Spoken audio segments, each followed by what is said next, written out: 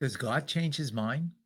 Can our prayers affect heaven?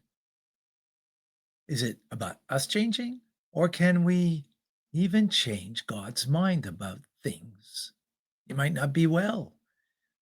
Can there be healing? Things are needed in the community. Can that change? Can God change what he's doing for us? Listen into a discussion over here. And on the flip side, I'll give the Jewish and the Hasidic point of view, the mystical point of view. I think we said in the previous episode that God's self-description in verses 19, where he talks about, I will be gracious to whom I will be gracious, I will show mercy on whom I will show mercy. That's plainly an echo. I think Ben said this in the last episode of Exodus 3:14.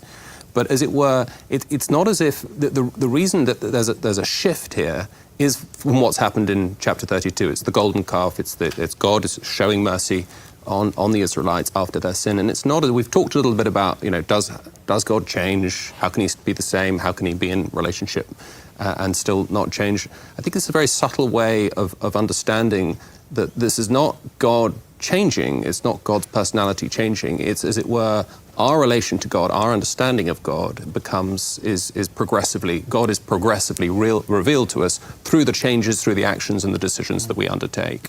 And I think it's a very important point. It preserves God's immutability, maybe his impassibility, his freedom from suffering, but it also explains how we can, as it were, enter into relationship with him. Well, that's the concept of prayer, which is very difficult to understand on sort of the raw childish level, which is God is gumball machine, right? You put in your quarter and the gumball comes out.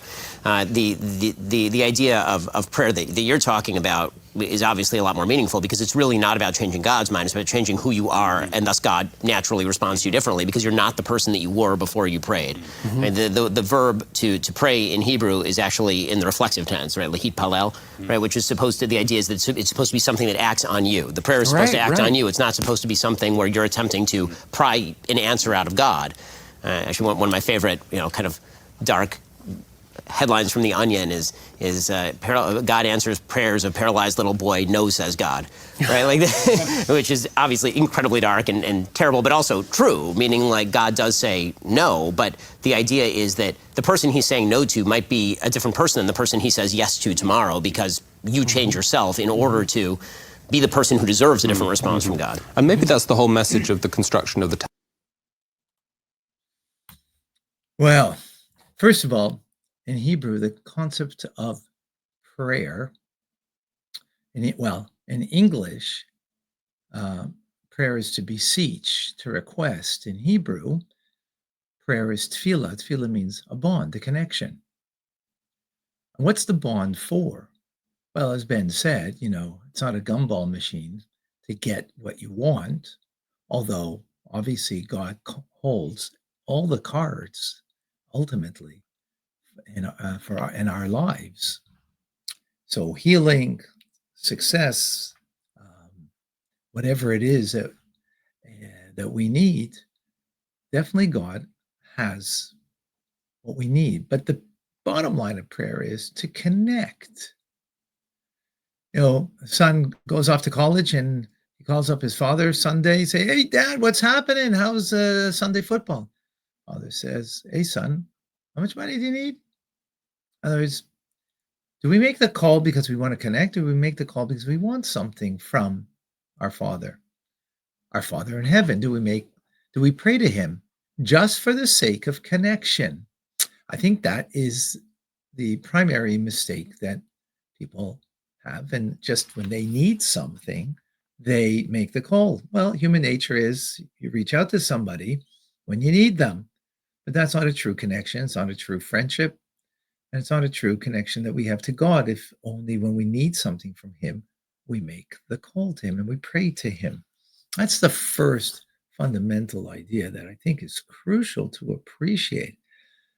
When we have that notion, that itself means we've changed. And prayer, yes, is partially about us changing. What does it mean to change? Where does the change take place? In the heart, because prayer is unique. It's in the heart and it's about the heart.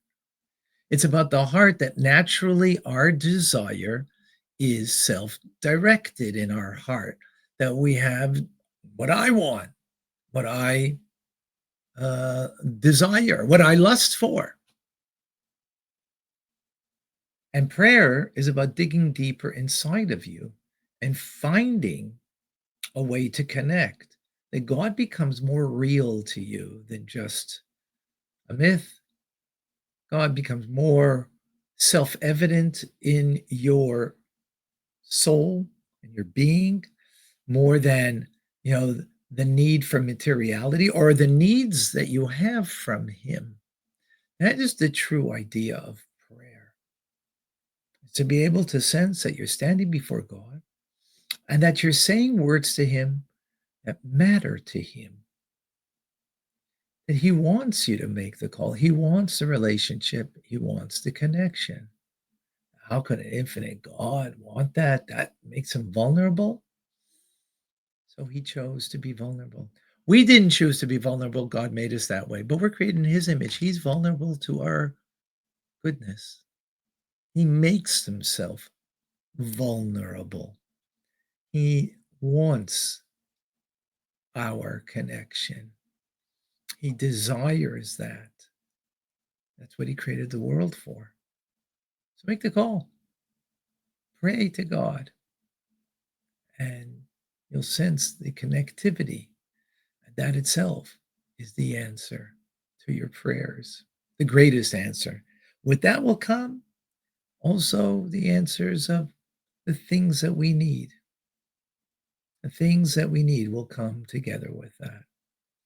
A much more profound understanding of the idea of prayer. When we can understand in those terms as a relationship, a connection, because we want to connect to God. Why? He's God. Not because I will get something from him, but because he is ultimately everything.